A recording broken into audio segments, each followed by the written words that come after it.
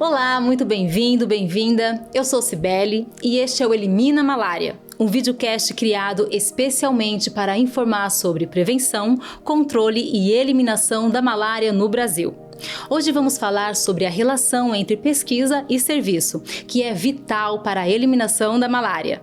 Para falar sobre o tema, contamos hoje com a presença do infectologista e pesquisador Dr. André Siqueira e o pesquisador de entomologia médica Dr. Allan Kardec. Muito obrigada pela participação, Dr. André, Dr. Allan. Obrigado, Sibeli.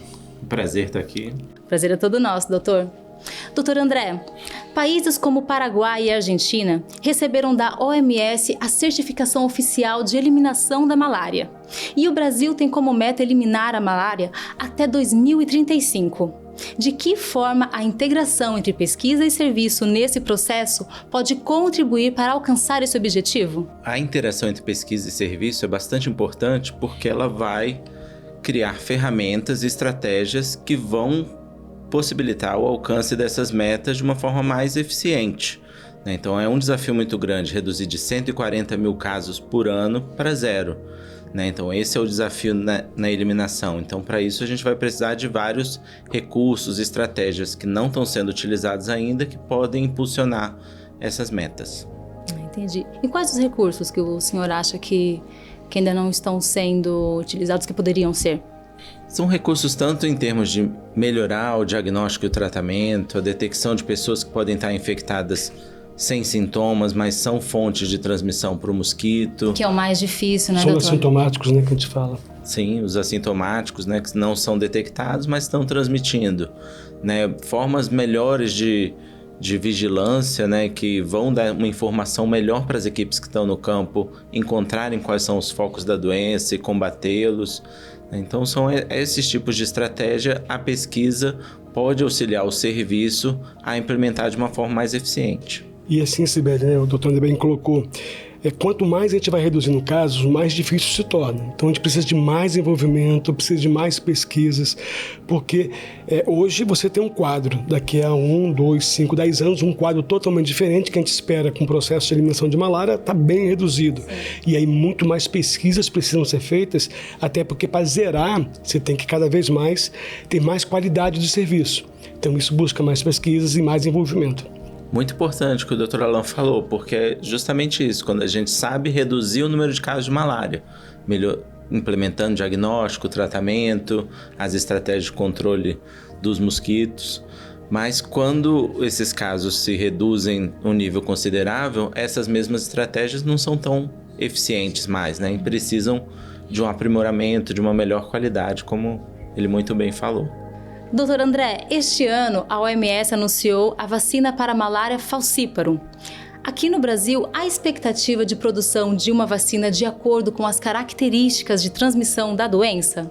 Então essa aprovação da vacina pela OMS é bastante importante, porque por anos que a gente conhece a malária, nunca tinha sido aprovada uma vacina anteriormente, mas é uma vacina apenas para uma espécie de malária, malária falciparum, que causa cerca de 15 a 20% dos casos no Brasil. E que é a forma mais grave, né? Geralmente está associada a casos mais graves. É a malária mais importante na África, que associado a doença em crianças, Por isso é uma vacina que está sendo focada em crianças na África. Como aqui a malária viva, que é a mais importante, não há perspectiva dessa vacina chegar ao Brasil, apesar de vários pesquisadores brasileiros, universidades, centros de pesquisa estarem estudando isso.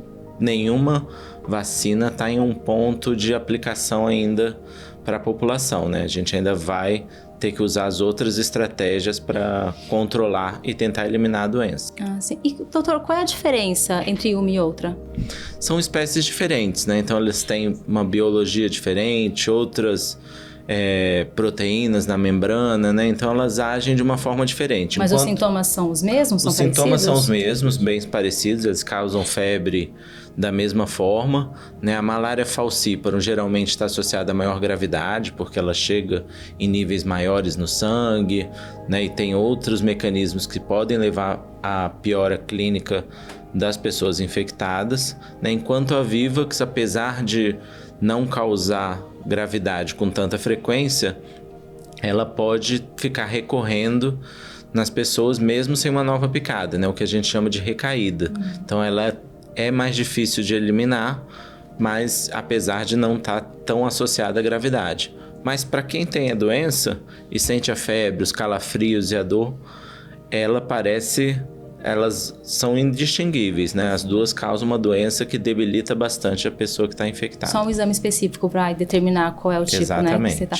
E a forma de tratamento é a mesma para ambas? São medicações diferentes, né? Então tem um esquema de tratamento para malária vivax e outro para malária falciparum. Doutor André, a gente já reforçou aqui no programa que diagnóstico e tratamento são as principais estratégias para alcançar a eliminação da malária.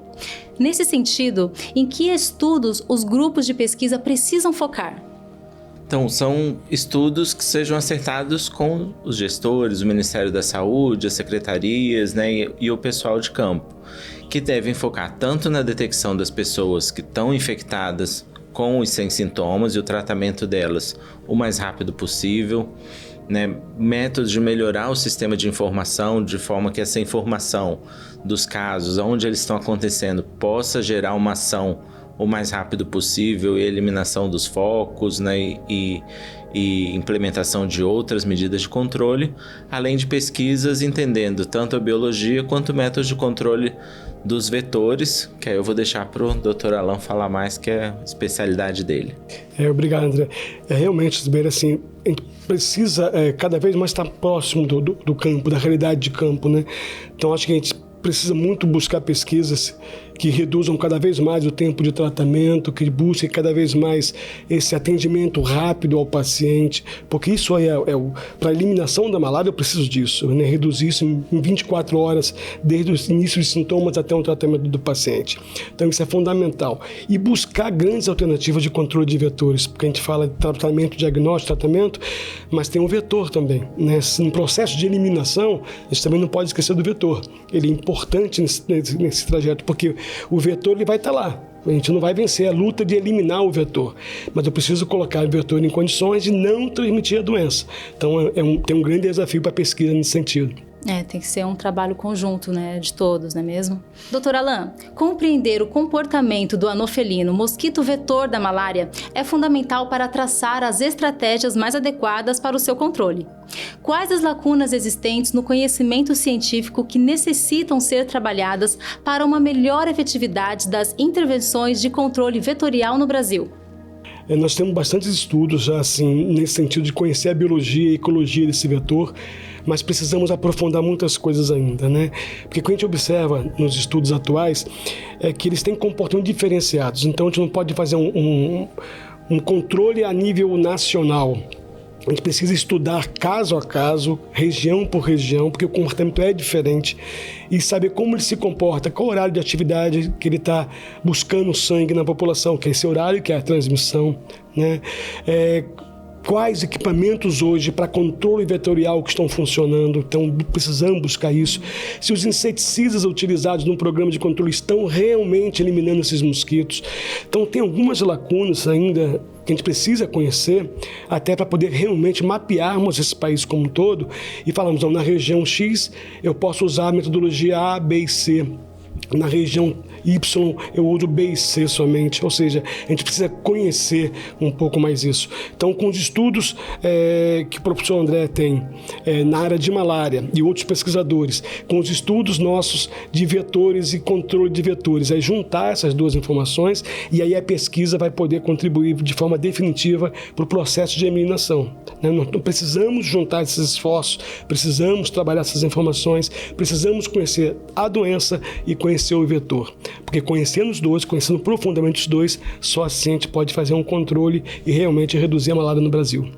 Para reduzir é só com um trabalho conjunto de todo mundo, a população, né? Tem que estar ciente, tem que estar preparada para isso, né? E importante, Sibeli, assim, André colocou, a gente reforça, quanto mais você reduz, Às vezes as pessoas vão desacreditando no programa. Não, eu não tenho mais casos de malária, então eu não preciso mais fazer controle. Aí que eu preciso fazer mais ainda. Aí é onde mora o perigo, né? Porque o vetor vai estar lá. Sim. Então, se você tem vetor e entra uma pessoa, né, assintomática, por exemplo, da doença, ou alguém portando a doença, ela vai infectar esse mosquito e vai ter processo de transmissão de novo.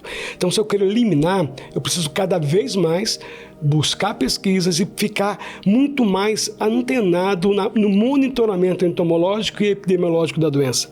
Então, assim, é o momento mais difícil, porque é o momento que você precisa estar, mesmo não tendo caso, você continua a tentar de prontidão, trabalhando, buscando, pesquisando e entendendo esse processo. É uma luta constante, né? Constante, né? Eu gosto muito de usar o exemplo de uma mola, né? Então, quando a gente tem um número alto de casos de malária, a gente tenta apertar essa mola para reduzir o número de casos, mas a gente não consegue deixar ela apertada. O problema que o Alan está reforçando muito é que no momento que a gente relaxa e acha que a situação está tranquila, é o que solta essa mola e o número de casos sobe rapidamente, né? E a história está repleta de casos assim, de municípios, países que estavam próximo da eliminação e quase 0 casos, e aí tiveram uma retomada com números ainda piores do que anteriormente, né? Então essa necessidade, esses ajustes são essenciais, né? Porque